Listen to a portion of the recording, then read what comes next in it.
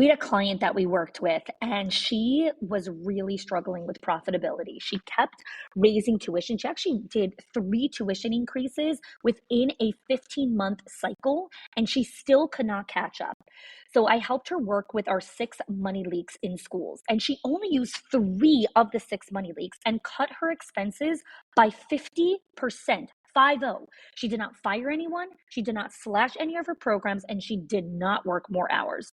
Again, the 6 money leaks are not hacks or spreadsheets. These are patterns. They are small decisions that feel so normal that your school does, but they quietly drain your school's profit. So if you've ever wondered why you're working so hard, but still not seeing the return, this is your first step to clarity. Click the link in the show notes and find out what it's actually costing you.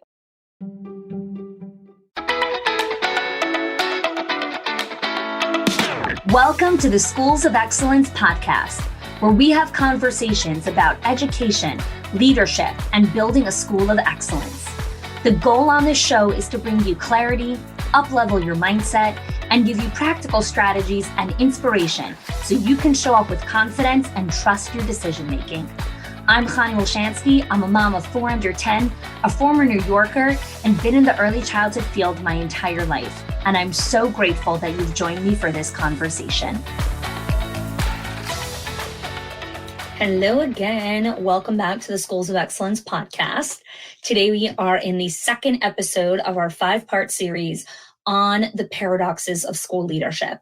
So last week, I introduced you to this concept of paradoxes, why they exist inside of childcare, and what the top 4 paradoxes of leadership are. If you have not yet listened to that episode, please pause here, go back, listen to that first, because each of these episodes really builds on the next one. And so I want you to have context to what paradoxes of leadership are and how they play themselves out. So go back, listen to that, and then you can jump into here where we're talking about the first paradox of leadership, the paradox of choice. So the paradox of choice is really this fascinating psychological concept that really plagues all of us in our daily lives, right? This isn't something that's unique to childcare. I'm going to explain the uniquenesses in childcare, but the paradox of choice exists in all facets of our life because it really becomes this like bewildering sensation that we experience when we're confronted with abundance of options, right? We're like, whoa, I thought I would want to have all of these choices. And now, this feels like a really arduous task. Like I have to, choose between all of these options, right? Think about, the buffet or the shmorg where you're coming there and there's like all of these choices of what to eat. You can't eat everything. You'll get sick. You need to actually make choices about what do I want from this buffet? So the choices becomes the challenging place of where to start. How do we see the paradox of choice inside childcare? Well, let's start with the kids. There's activity choices for children, right? There's so many different choices that they can choose from inside of the classroom. They can choose to play in the block area, in the art center, in the science, in the play, in the daily life. They could play in some of the outdoor areas. They could play in the sandbox. They could go down the slide. They can play on the swings. They could play on the bikes.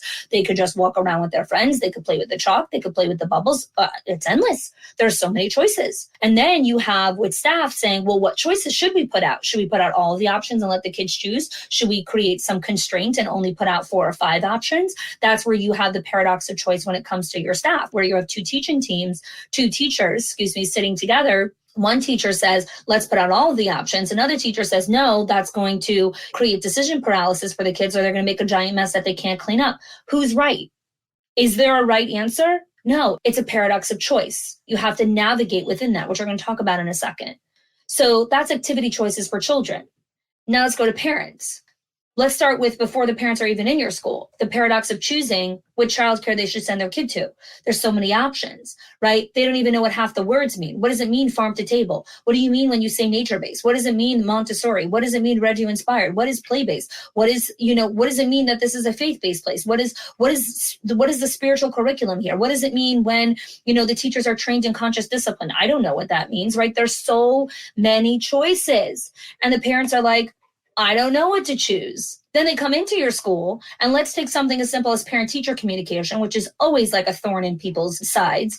So you have some parents who are like, Give me constant updates. I want to get the emails and the texts and the, website updates and the ping and the other ding and all the things, right? And then another parent's like, no, only send emails or only send text messages or only put it through the, app or only do this. Or like when you send too many stuff, I tune things out, right? Well, who do you listen to? Which parent do you listen to? Which group of parents is the right parent about how you should do parent-teacher communication?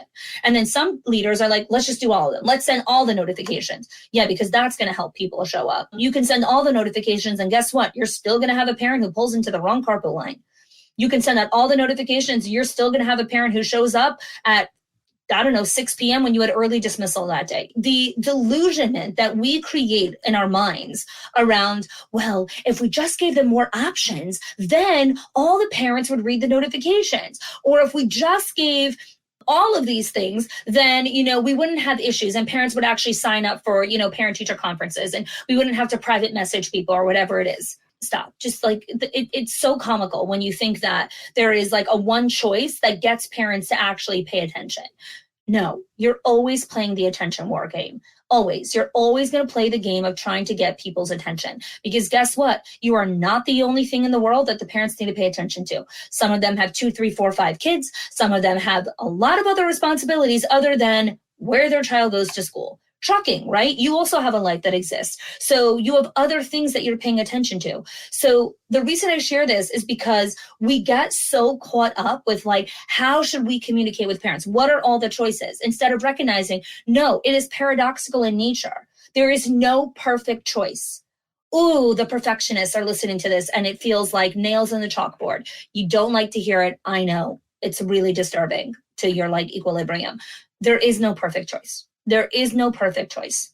Where else does the paradox of choice show up? So it shows up a lot with your staff and your leadership team. So you have curriculum and program selection choices. So, what curriculum are we going to choose? There's like, I don't even know how many curriculums exist on the planet now, right? Every day a new curriculum is popping up. Which one should we choose? Do we make a choice based on price? Do we make a choice based on what's aligned with our values? Do we make a choice on what's in front of us right now? Do we make a choice on what English I understand better, right? There are certain people that do a great job at messaging, and so you understand it better, so you end up choosing that when really it's not a good need for your school. The other program is way better. The other curriculum is way better for you. They just did a poor job marketing it. There's so many choices you can make, right? Professional development opportunities.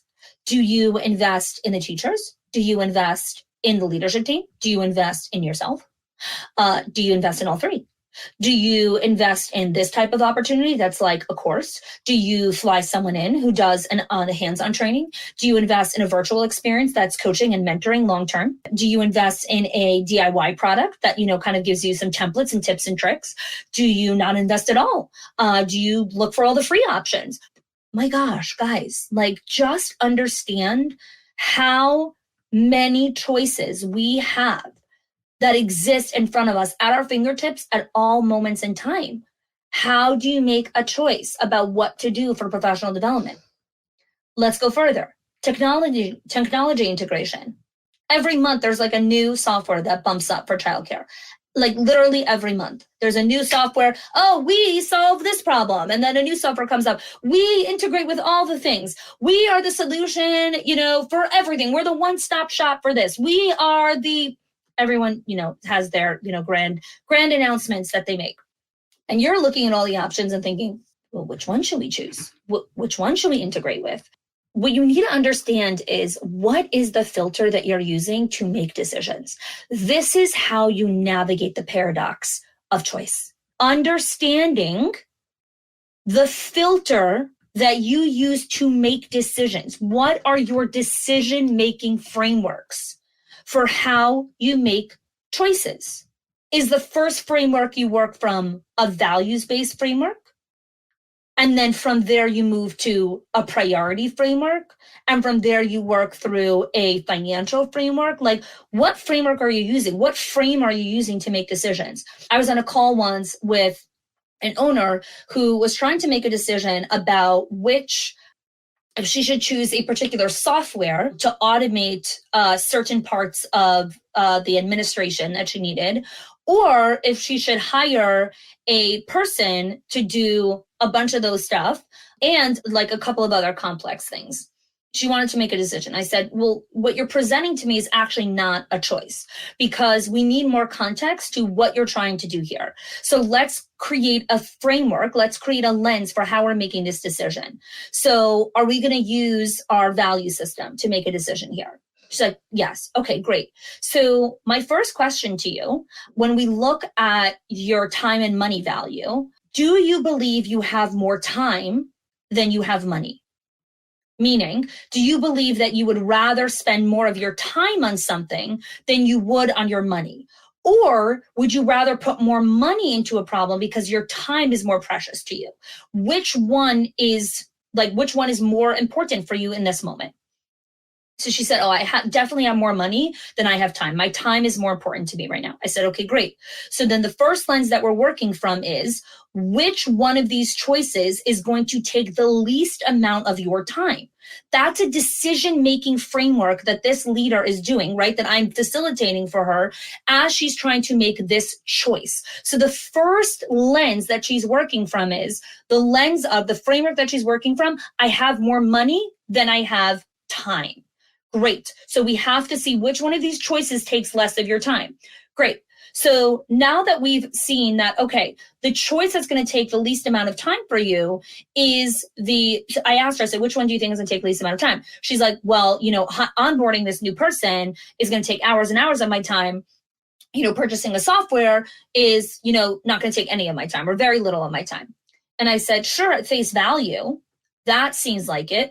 But now we go deeper, right? This is what we do on coaching calls. This is why people join schools of excellence, why they stay in our community for anywhere between 3 to 5 years, why people come to coaching calls and, pay extra for Voxer access, and why they bring me inside for leadership days. Because far too many leaders are making decisions at the surface level, at the top of the iceberg, and they are not digging deeper into the paradoxical nature of choice and asking themselves the right questions and using the right frameworks to make decisions that make sense for them. Not for other people, not for the random owner on Facebook who you never met, who you have known nothing about, not asking her, but actually having conversation with mentorship and with community of people who know you and know how to ask the right questions, right? That's what leadership is. That's what mentorship is. Okay, so let's take this example all the way to end so you can really see what I did here. So she says she has that the software is going to take her less time. And I said, okay, so you want to purchase this piece of software and you want to be able to integrate it where, these parts of your the administrative process are going to be automated. Now, who is going to integrate this inside of your system, right? Who's going to purchase the software? Who's going to learn how to use the software? Who's going to maintain the software? Who's going to make sure that it's working effectively? And who's going to someone's got to push the button still. There's still button clicking that has to be done. Who is doing all of that?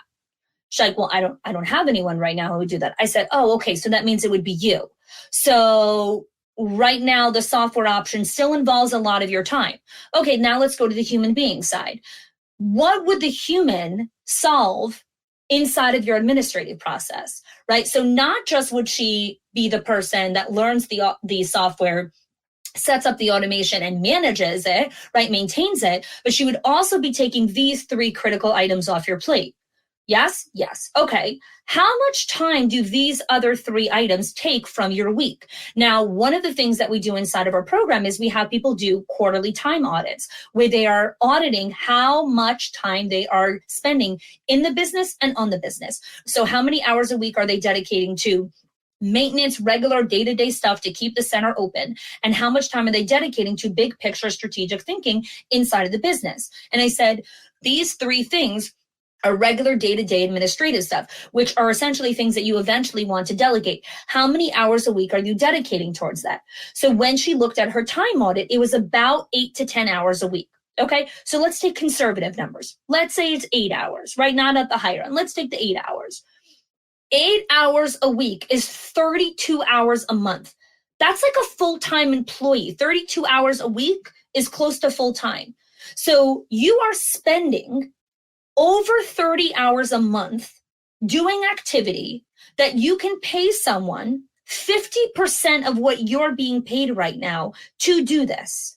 Now, does it cost a little bit more at the front end? Yes. What will it save you in the next 90 days to 6 months?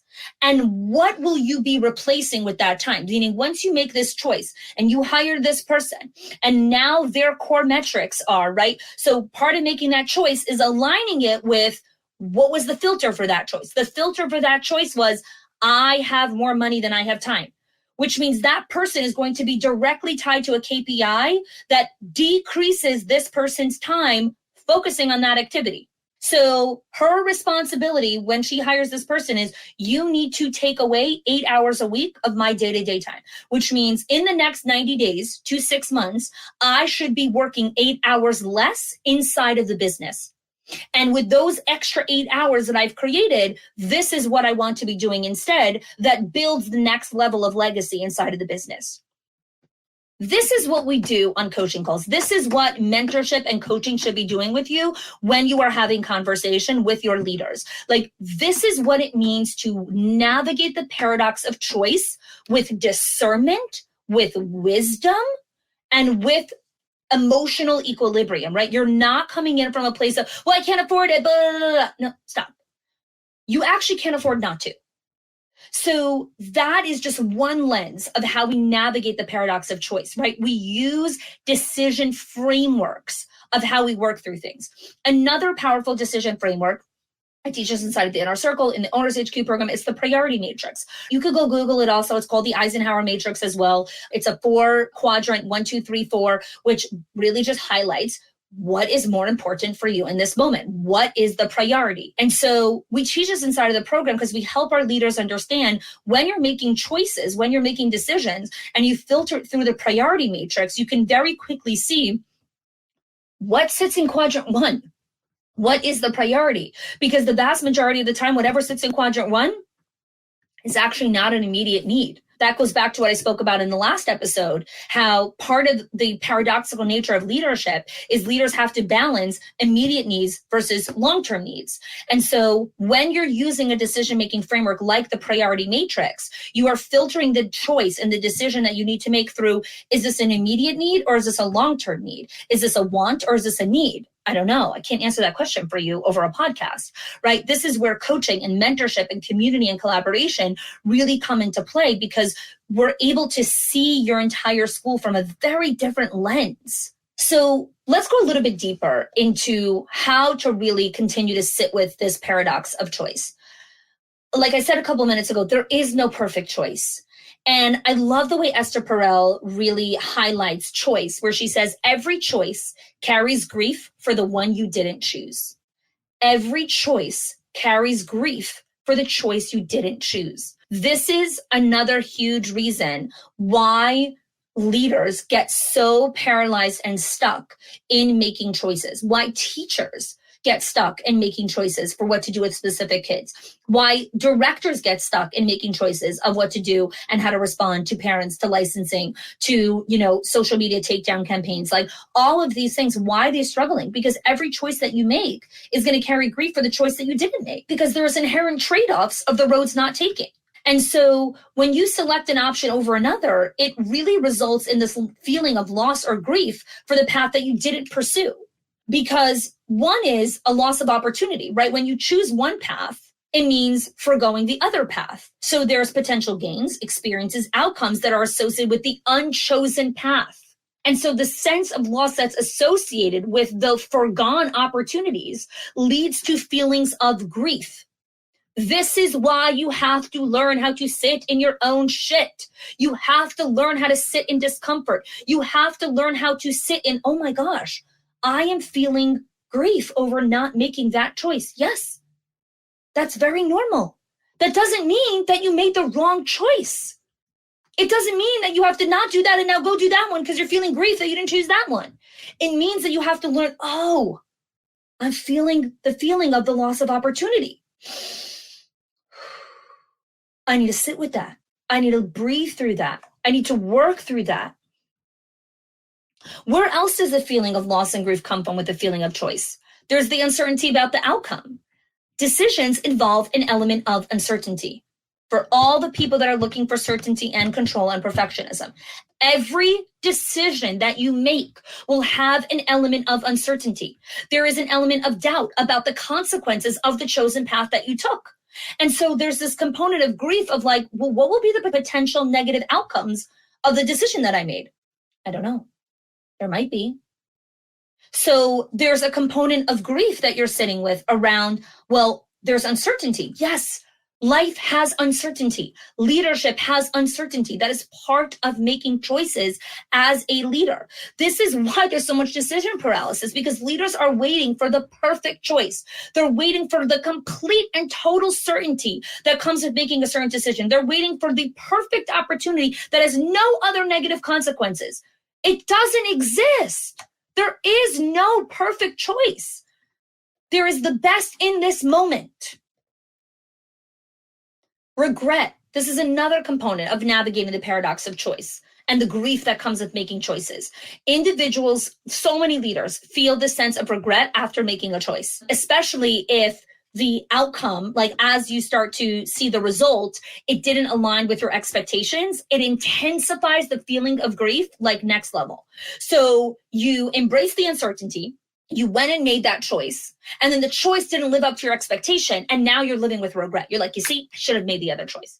I should have done this. I should have done that. No. Maya Angelou says it best. When we know better, we do better. You did the best that you can with the information that was in front of you. But leaders have a hard time accepting this because it means accepting the inherent uncertainty that exists inside of our life. It has us reckon with the fact of our humanity that we cannot control every single outcome that's coming. And you do not get to manipulate or even see into the future of what's going to be. You can do the best that you can to forecast. And then there are certain elements that are just so beyond your control. And the grief becomes so crippling for leaders. I see this on our calls. It is so crippling for them when they feel like they made the wrong choice that it takes them out of the game. It takes them out of the game. They want to shut down, close down, burn down, boom, I'm out. Why? Because you made one wrong choice? Why? Because you lost 50 grand in this, thing that you made. That's it. That's taking you out of the game. That's it that it took to take you out of the game. Like, this is part of navigating the paradox of choice. And lastly, high stake decisions. This is like, this is my bread and butter when I'm working with our legacy clients, when I'm doing leadership days, when I'm coming in person, or when I'm doing kind of premier client work and I'm working with a client one-on-one. The weight of responsibility to make the right decision for high stake decisions causes debilitating anxiety and stress in leaders, like debilitating. It completely crushes their ability to and impedes their daily life. And when the chosen path doesn't yield kind of these desired outcomes of the high stake decision, it creates so much anxiety that now the leader starts to approach choices from a place of hypervigilance and from a place of survival and from a place of all the wrong places to make decisions from. All the wrong frameworks to make decisions from come from not learning how to sit in the grief and the discomfort of simple decisions that you made. So let's take some like low stake stuff, okay?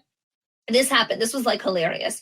So I was coaching an owner who was choosing she was doing a professional development day for her staff, and she had delegated the choice of what restaurant to go to her director. So her director's making this choice, and she asked the teachers for some input and stuff like that, and she ended up choosing this like Italian restaurant. And the owner, when she saw the choice, she wanted, to give her empowerment. So she didn't, correct her or anything. But the leader, the owner, thought that it would be a much better idea to take him to this Thai place. It was this new place that just opened up. It had great reviews. And I don't know, it was like this whole big thing. Like they had like an outdoor area that had like these beautiful lights. And she really thought it would be great to go to this Thai place. Anyways, they go to the Italian place because that's the place that the director chose. And she gave the decision-making power to the director. And so you go to this Italian place, and the service is like horrible that day. And the director did a ton of research on the, on the service, on the private room that they booked and all this kind of stuff. But the service was like horrible that night. They were a group of about 20 or 25 people, and, no one was getting served on time. And there were mistakes in the order. They didn't have all the ingredients, all the options on the menu. It really kind of dampened a lot of the ambience and the night because the service wasn't great.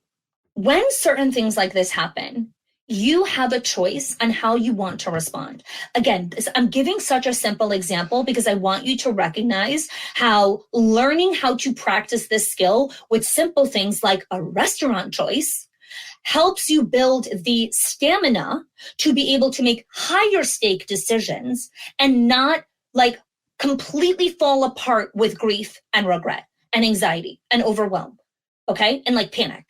So the owner, we get on a call and she is talking, this is like several months after the professional, she's like planning the next one. And she is walking me through her project, like all the things that she's responsible for this upcoming professional development day. And one of the things she wrote there was restaurant choice. I was like, why are you choosing the restaurant? Why isn't your director choosing the restaurant?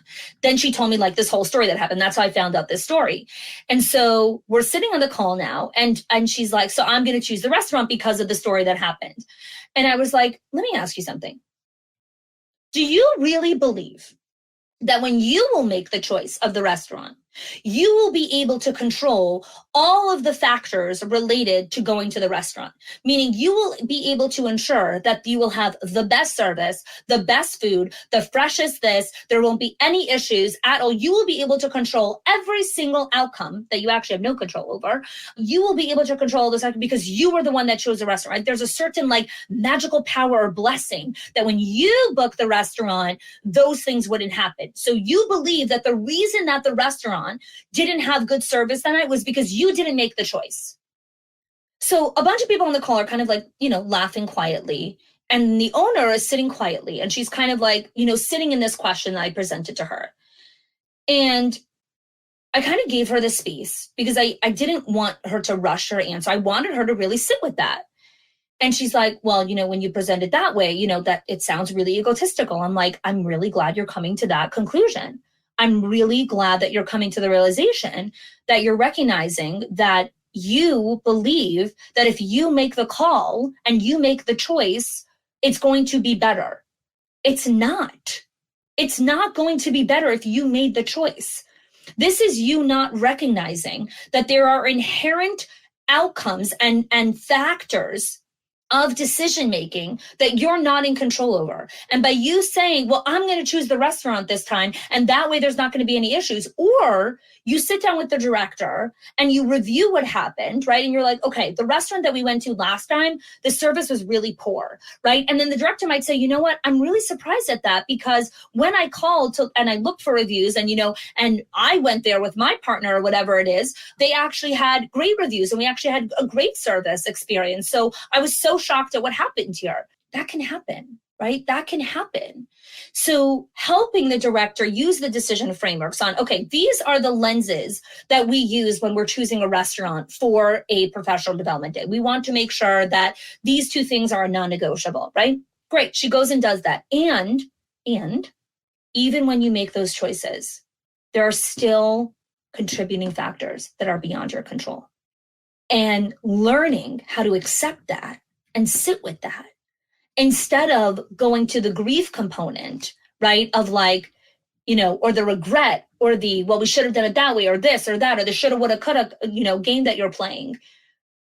It paralyzes you. It doesn't allow you to make choices. And it definitely doesn't allow you to delegate choices to your leadership team because you believe that you have some magical decision that you can make that no one else can make. Now, I'm not saying there are certain decisions that only you should be making inside of the business. Absolutely. There are certain decisions that the owner or the CEO should be calling the shots on. But please do not delude yourself that you need to be the one who picks the restaurant. And I'm using the restaurant as a metaphor for all of the other decisions that you think you have some magical touch on or whatever it is. And if you touch it, then, there's not going to be any mistakes or there's not going to be any issues, not going to be any contributing factors that are beyond your control. So I want to leave you with this because I hope that this episode, again, really got you to think about how are we going to navigate the paradox of control? How are we going to work and interplay with this? So like I was saying, the first thing is understand the lens that you're making decisions from. What are the values? What are you making decisions from? Use decision-making frameworks like the priority matrix. Use them and use them well and understand how every decision carries grief for the one that you didn't make and learn how to sit in the discomfort that sits with that. So your action step for today that I want to leave you with is, what is a decision that you need to make in the next 5 to 7 days? What is a decision that you need to make that you are feeling paralyzed by because there's so many different options? And I want you to think about, how can I use values to make this decision? How can I use this decision-making framework to make the best decision in this moment? And once I decide that I'm going to choose option B or option C or whatever it is, how am I going to train myself to sit in the discomfort of whatever decision I end up making? How am I going to sit in the grief that I wasn't able to choose option A and option C, and I was choosing option B because that's the best possible choice that I have in front of me right now? This is next level leadership. This is the evolution of you. This is how we pioneer a new era of leadership. This is how we model and raise a generation of leaders, of teachers, of administration, of kids who can make decisions and not get paralyzed by them, who can make values-based decisions, who can make priority-based decisions, and understand that there is complexity, there is nuance to it, and it can feel paradoxical. Thanks for joining me for this episode. Next week, we're going to dive into another paradox. I hope that you are subscribed to the show. If you have not subscribed, please subscribe to the show, and please leave us a review. If you are, share it with a friend. This is a whole new conversation, and I'm excited to continue to dive into it with you. Thanks for joining me. If you are loving the Schools of Excellence podcast and have gotten any value out of it for your school, I would love if you can do two things for me. One, subscribe to the show so you never miss an episode. And two, can you please leave us a review? Reviews help other school leaders know that this is the place to learn how to build a school of excellence. And I would be so grateful if you can do that for us. Your help and support makes this show to be able to be listened by the thousands of other school leaders all around the world. Thanks so much for listening, for giving us your time and attention each and every week, and I appreciate that you have joined us.